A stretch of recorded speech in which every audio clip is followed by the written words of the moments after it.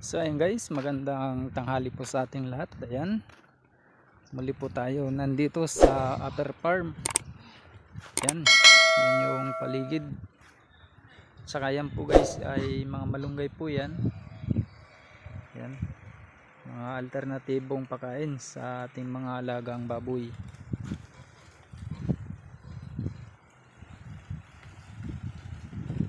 So update ko po kayo guys sa ating mga inalagaan dito sa Upper Farm.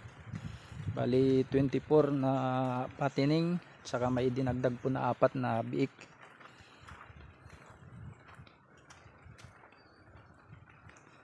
Ayan po guys yung ating mga baboy dito. Medyo malaki-laki na sila. Ayan. Bali 24 dito yung nakalagay na baboy. Ayan.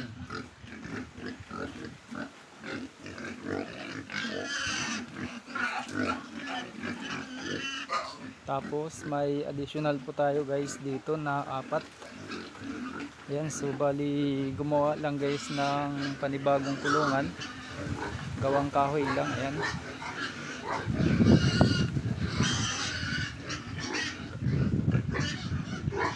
So ito yung 4 ay yung nandun sa baba sa lower farm. Bali linipat dito.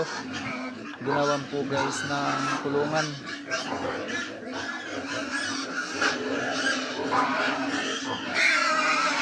Ayan, mga gutom na.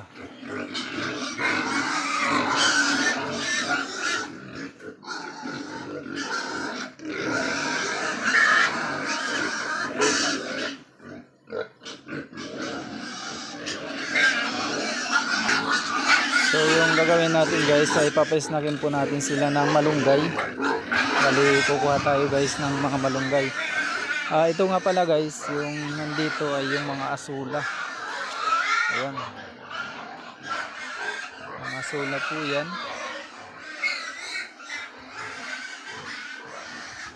Pwede rin guys ipakain sa mga alagang baboy. Sa ngayon ay kukuha po tayo guys ng mga malunggay dito para ipakain natin.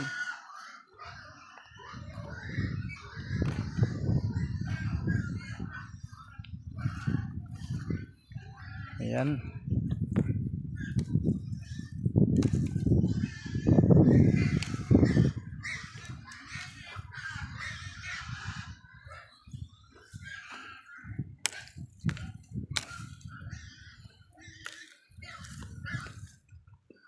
So ano din ito guys, madali lang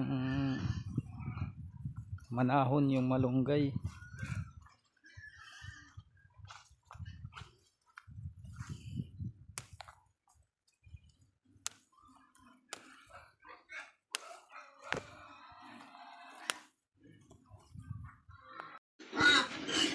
So ayan guys, ito na po yung nakuha nating malunggay. Bali papasnak po natin guys.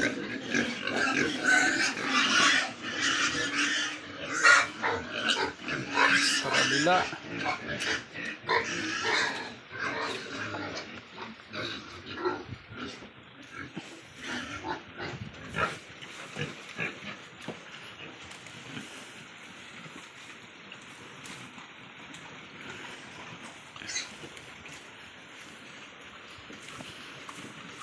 Yun, nagagawan.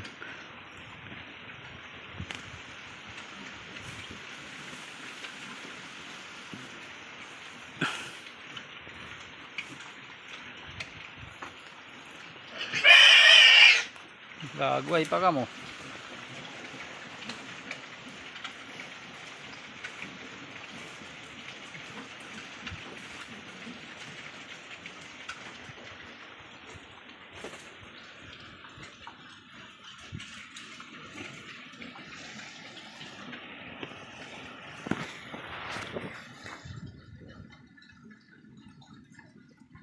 So yun guys, yun po yung ating ipina-snack sa ating mga lagang baboy, malunggay.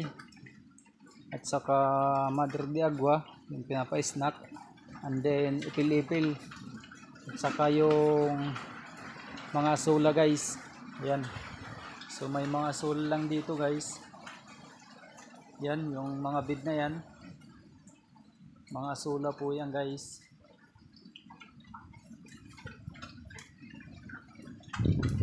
Pinapakain din yan sa mga alagang baboy.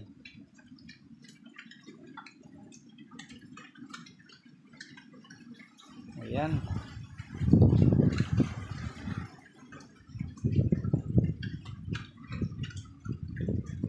So maulan na naman ngayon, maulan.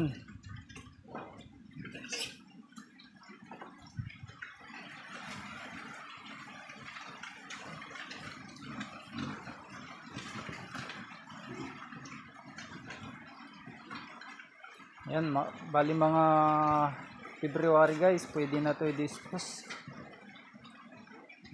Kaso wala na ako dito sa ano na yan, buwan na yan. Kasi hanggang katapusan lang ako guys. Ngayong December, katapusan, ay iba na po yung mag-alaga dito. Iba na yung magpapakain. So magpapahinga muna tayo. Tapos may ano dito, ayan o, may bukol sa pusod, yan o, yung isa na yan. So pag lumaki-laki na yan, kailangan dispose na yan guys, kasi may isa yan doon sa ano, sa lower farm. Malaki po yung kanyang bukol, ay hindi po naagapang guys, pumutok. Ayun, nasayang. Pumutok siya, tapos hindi po namin na malayan. Gabi kasi pumutok yung kanyang bukol sa pusod. Yan o. Kaumagahan na lang ay wala na yung baboy. Patay na. Ang ginawa na lang namin ay ikinumpos na lang namin. Hindi na pinakatay ng ating amo.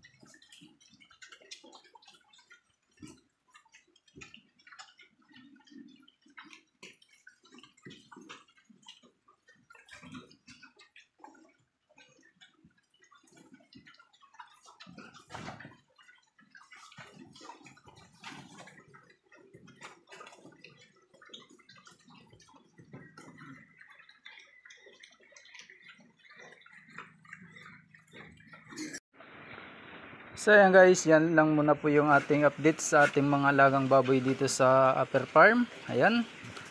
Kung bago lang po kayo sa aking YouTube channel, ako nga pala si Jonel, ang Magbaboy Mix Vlog. Ayan. So huwag niyo pong kalimutan guys, mag-like, mag-share, at paki-subscribe na din po, at paki-pindot na din po yung ating notification bell para updated po tayo sa gagawin nating susunod na mga video. So yun po guys.